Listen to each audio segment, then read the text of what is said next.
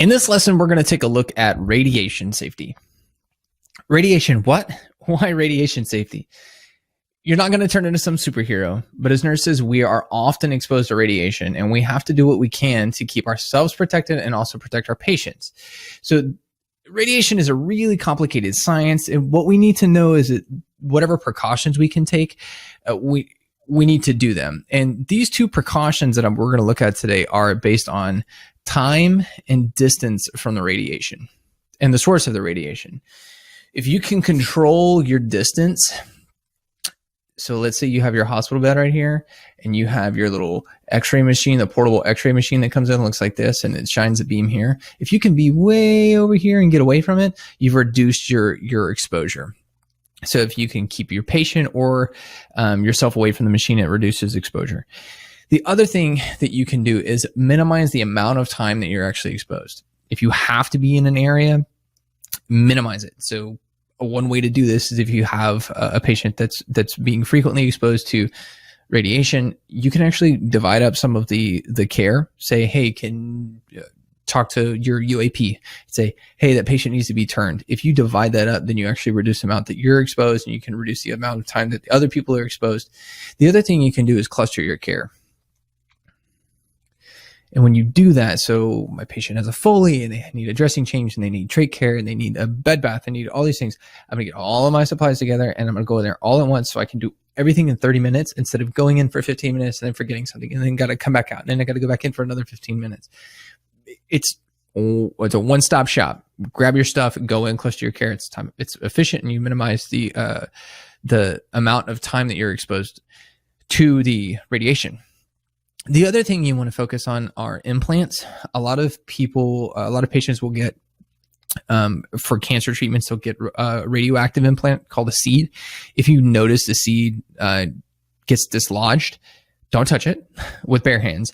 Oftentimes you got to use like special gloves. Just make sure you have the right PPE on and put it, there's usually a receptacle for these things. And if not, contact the people who are authorized and trained in the areas of radioactive materials in the hospital, and they can, or your facility, and they can kind of guide you through the process, or they can come take care of it themselves, so that they're properly discarded. If you do have to have contact with your patient who's receiving radiation, make sure that you're using the right PPE. So gloves, double gloves, boots or shoe covers, goggles, respirators are usually not necessary, but for some diagnostic tests, sometimes you need to be around it. So they'll give you like a respirator for it. If you think you're going to get splashed, so think like a Foley, this would be a good place to have goggles, or like one of those, the masks with the splash guard. That's a quick way to just kind of make sure that you're good to go on that. But pay attention to the unit policy and the facility policy to make sure what's actually required for dealing with these types of things.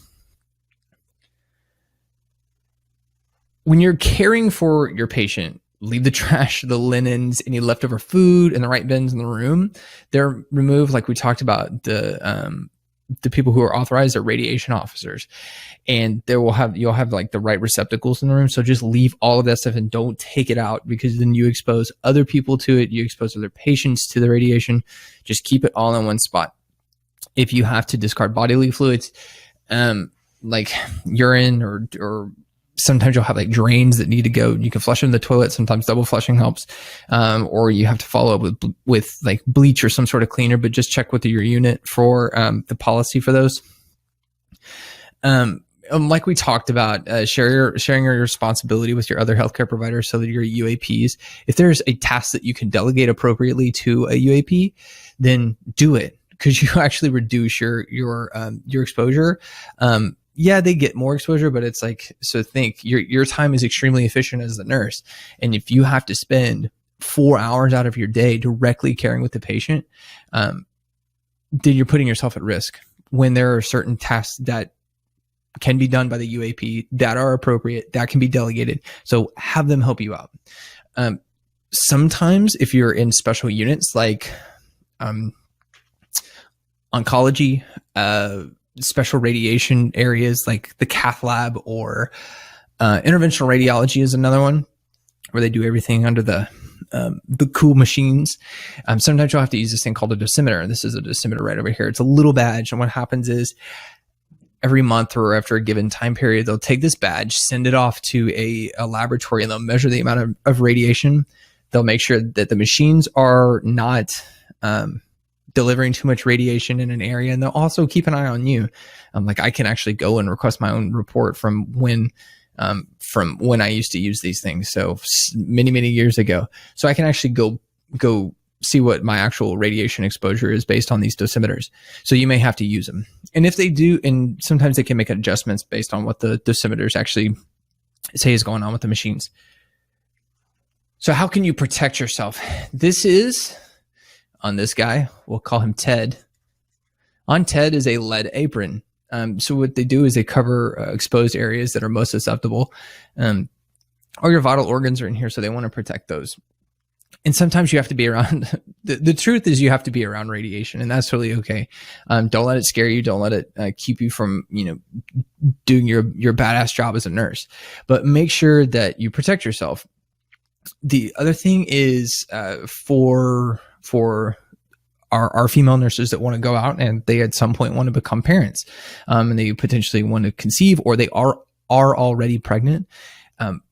Radiation has some effects on growth and fetal development. So what you want to do is you want to make sure that if you have to take this patient, sometimes you may need to talk to your charge nurse about changing assignments. If you suspect, you say, hey, I'm pregnant, or I am, we're going to start, trying to get pregnant. I need to, I don't want to put my potentially, I don't want to put my pregnancy at risk by being exposed to this radiation. So just make sure that you check with your charge nurse and talk to your management if you need to about just making sure your assignments are appropriate. If you do have to be around some of the radioactive areas, only go in if you absolutely have to. If you don't have to, then great. Stand behind a protected wall, step away from the area where the beam is. That way you can actually protect yourself. Today we focused on protecting our patients from radiation. And so again, today is focused on safety. Okay, so let's recap for our radiation safety.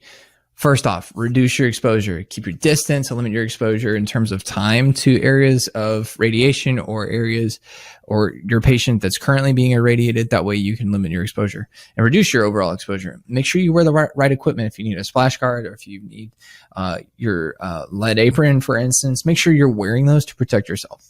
If you have supplies or affected linens or trash or what have you in the room, make sure they're in the right receptacle and they stay in there until the right people can come dispose of them.